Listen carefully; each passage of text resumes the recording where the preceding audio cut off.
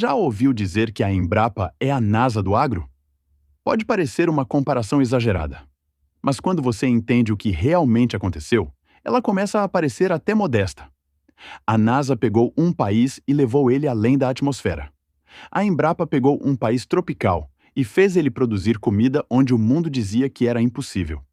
Enquanto os americanos aprendiam a viver no vácuo do espaço, os cientistas brasileiros aprenderam a fazer plantas viverem em solos ácidos, quentes, cheios de pragas e quase sem nutrientes. Antes da Embrapa, o Brasil não era uma potência agrícola. Era um país com terras imensas, mas incapaz de transformá-las em comida de verdade. O Cerrado era visto como um deserto verde, terra demais, produção de menos. Especialistas estrangeiros afirmavam: o trópico não foi feito para a agricultura moderna. E por décadas, isso parecia verdade. Até que, em 1973, o Brasil criou uma agência que mudaria tudo. Ela não fabricava tratores. Não criava sementes para vender. Não era uma empresa comum. Ela era uma fábrica de ciência. Seu nome? Embrapa. A missão era brutalmente clara: fazer o Brasil tropical produzir como os países ricos do mundo temperado. O que veio depois foi uma revolução silenciosa. O Cerrado virou celeiro, o Brasil virou potência, e o mundo começou a comer comida produzida aqui. Então, nesse vídeo, eu vou te mostrar quais eram os verdadeiros problemas do agro brasileiro antes da Embrapa, como ela conseguiu transformar o Cerrado no maior celeiro do país, e por que você vai se surpreender ao descobrir que os maiores feitos da Embrapa ultrapassaram as fronteiras do Brasil e impactaram o mundo inteiro. Então já deixa o seu gostei e se inscreve, e bora pro vídeo. O Brasil sempre teve terra. Muita terra. Mas por muito tempo, terra não virou comida. Antes da Embrapa, o agro brasileiro tinha um problema real, principalmente o Cerrado. Na verdade, tinha vários. O primeiro problema era o solo. Grande parte do Brasil tem solo ácido, pobre em nutrientes, rico em alumínio tóxico para plantas. Era um tipo de terra que simplesmente não funcionava para a agricultura tradicional. O segundo problema era o clima. Muito calor, muita umidade. O clima perfeito para pragas, fungos e doenças. As plantas sofriam, as lavouras quebravam. O terceiro problema era o modelo errado. O Brasil tentou copiar a agricultura da Europa e dos Estados Unidos. Mas aquilo funcionava no frio, no clima temperado. Aqui não. O que dava certo lá fora fracassava no trópico. O quarto problema era a dependência. Dependência de sementes estrangeiras. Dependência de fertilizantes caros. Dependência de tecnologias que não foram feitas para o Brasil. Produzir era caro, arriscado, instável. O Cerrado era o maior símbolo disso tudo. Uma imensidão de terra, mas considerada improdutiva. Especialistas diziam: isso aqui não serve para a agricultura moderna. O Cerrado virou sinônimo de limite, de problema, de atraso. E por muito tempo, o Brasil acreditou nisso. O país tinha potencial, mas não tinha ciência própria. Sem ciência, não existe soberania agrícola. E foi exatamente nesse cenário que a Embrapa nasceu. Não para copiar o mundo, mas para criar algo que nunca tinha sido feito antes. Antes de seguir o vídeo, se você procura ferramentas baratas e funcionais para o campo, visite o link na descrição. Mas o que exatamente a Embrapa fez no Cerrado? Já que ele não virou potência por acaso. Ele foi estudado.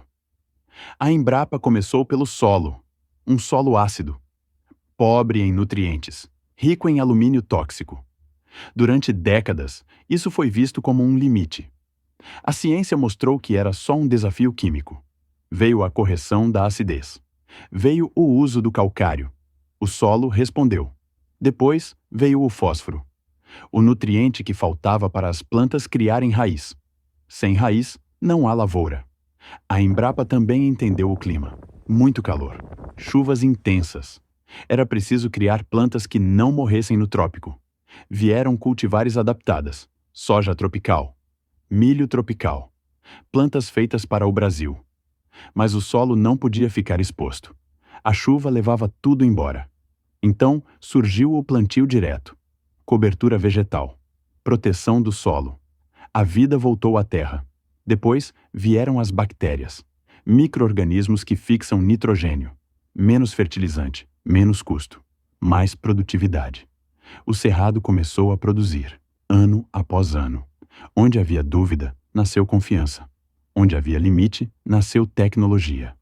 O Cerrado deixou de ser problema. E como você acha que seria o agro brasileiro se a Embrapa não tivesse sido criada? Responda nos comentários. Mas o impacto da Embrapa não parou no Brasil. Quando o Brasil aprendeu a produzir no trópico, o mundo começou a observar. Porque a maior parte do planeta também é tropical. Na África, muitos países tinham os mesmos problemas do Cerrado: solo pobre, clima quente, baixa produtividade. A Embrapa levou conhecimento: levantamento de solo, correção da acidez, culturas adaptadas ao calor. Em países como Gana e Moçambique, técnicas brasileiras ajudaram agricultores locais a aumentar a produção de alimentos. Não foi caridade, foi cooperação. Na Ásia, o desafio era outro: população grande, pouca terra.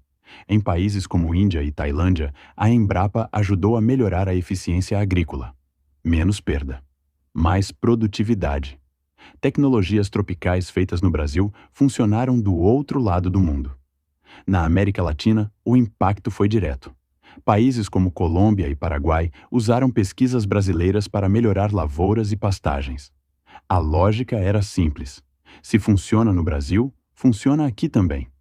No Caribe, técnicas de manejo de solo ajudaram pequenas propriedades a resistir ao clima extremo. A Embrapa não exportou máquinas, exportou ciência, exportou método, exportou adaptação ao trópico. Hoje, o Brasil é referência em agricultura tropical. Esse vídeo mostra que o agro brasileiro não nasceu grande. Ele foi construído. Construído com ciência, com pesquisa, com gente que resolveu enfrentar o impossível. Antes da Embrapa, o Brasil tinha terra, mas não tinha solução. O Cerrado era limite.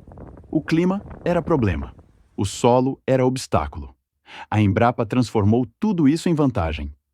Ela ensinou o Brasil a produzir no calor, a corrigir o solo, a respeitar o ambiente. O que parecia impossível virou rotina. O Cerrado virou celeiro. O agro virou potência. E quando o Brasil aprendeu, o mundo começou a aprender também. África, Ásia, América Latina. O conhecimento criado aqui cruzou fronteiras. Não hoje, o Brasil alimenta bilhões de pessoas.